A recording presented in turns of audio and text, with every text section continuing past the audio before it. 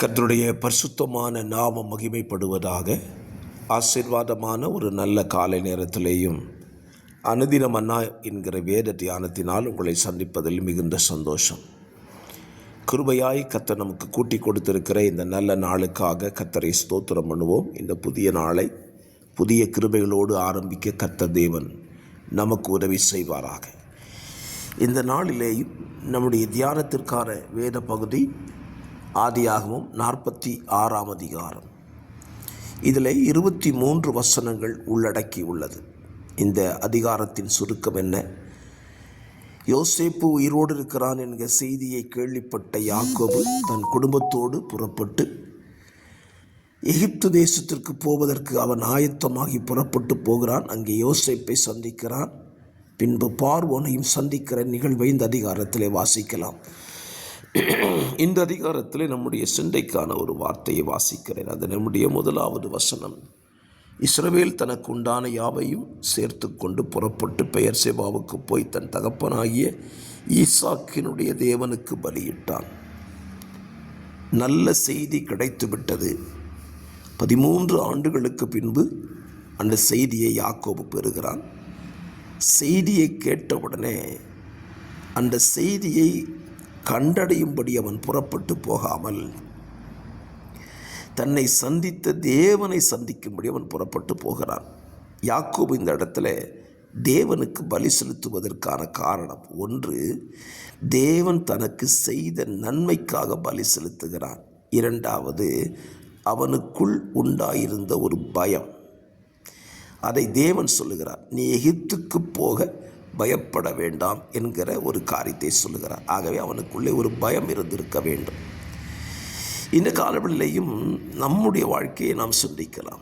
நம்முடைய வாழ்க்கையில் நாம் கிடைக்கப்பெறாத நன்மைகளை பெறும் பொழுது நாம் முதலாவது யாரை தேடி போகிறோம்? நன்மையை தேடி போகிறோமா அல்லது நன்மையை கொடுத்த தேவனை தேடி போகிறோமா என்பதை நாம் சிந்திக்க வேண்டும். பல நேரங்களிலே நாம் நன்மைகளுக்கு பின்பதாக ஓடிவிடுகிறோம். நன்மை செய்த தேவனை மறந்து விடுகிறோம். ஆண்டவர் அழகான உதாரணத்தை சொன்னார் பாருங்கள். 10 குஷ்டரோகிகள் ஆண்டவரிடத்தில் வந்து சொஸ்தத்திற்காக கேட்கிறார்கள். கர்த்தர் சொன்னார், நீங்கள் போய் உங்கள் ஆசாரியருக்கு காண்பீர்கள் என்று சொல்லுகிறார். அப்படி புறப்பட்டு போகிறவர்களே 10 பேரும் சொஸ்தமானார்கள். ஆனால் ஒருவன் திரும்பி வந்து ஆண்டவருக்கு நன்றி சொன்னான். அவன் சமாரியனாயிருந்தான். ஏன் மற்றவர்கள் 9 பேர் வரவில்லை? இவன் ஒருவர் மாத்திரம் வருவதற்கான காரணம் என்ன? மற்ற 9 பேரும் தங்களுக்கு கிடைத்த நன்மையை நாடி ஓடினார்கள். இவனோ நன்மை செய்தவரை நாடி வந்தான். இன்றைக்கு நம்ம வாழ்க்கையை யோசித்து பாருங்கள். நமக்கு நன்மையை கொடுத்து விட்டால் நன்மைக்கு பின்னாலேயே ஓடிவிடுகிறோமே தவிர நன்மை கொடுத்தவரை மறந்து விடுகிறோம். இதுதான் இன்றைக்கு கிறிஸ்தவத்தில் உள்ள மிகப்பெரிய தவறுகள்.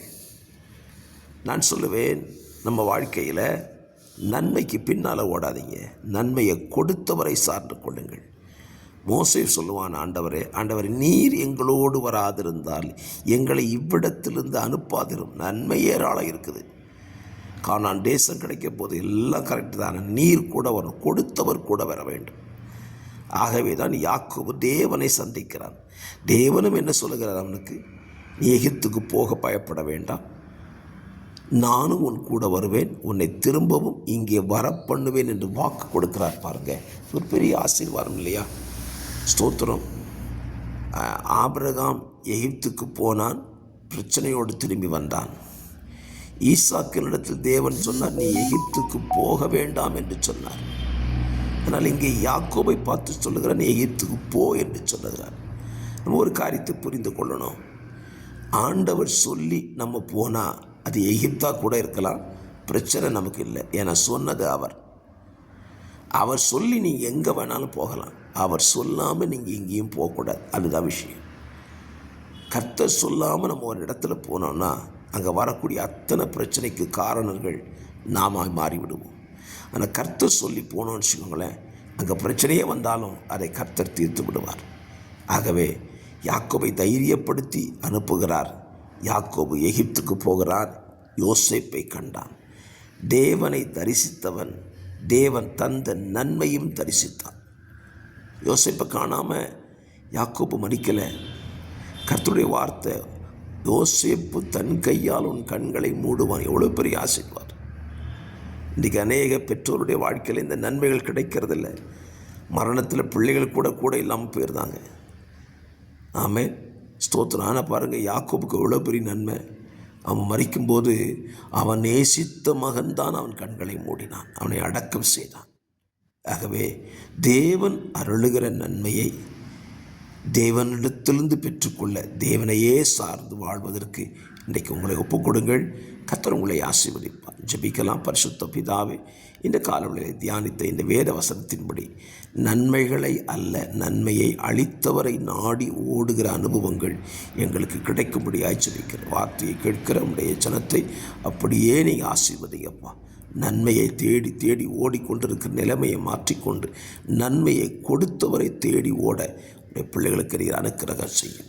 தேவனை தேடி நாமத்தினால் உம்மிடத்திலிருந்து வருகிற வாக்குத்தத்தங்களை நன்மைகளை பெற்று நல்ல பிதா எங்கள் நன்மையை அனுபவிக்க உதவி செய்யுங்க. இந்த தியானங்களை பிள்ளைகள் வாழ்க்கைக்கு மற்றவர்கள் தியானம் கேட்கும்படி யோசனமாய் பகிர்ந்து கொண்டு சொல்லி வாழ்த்துடைய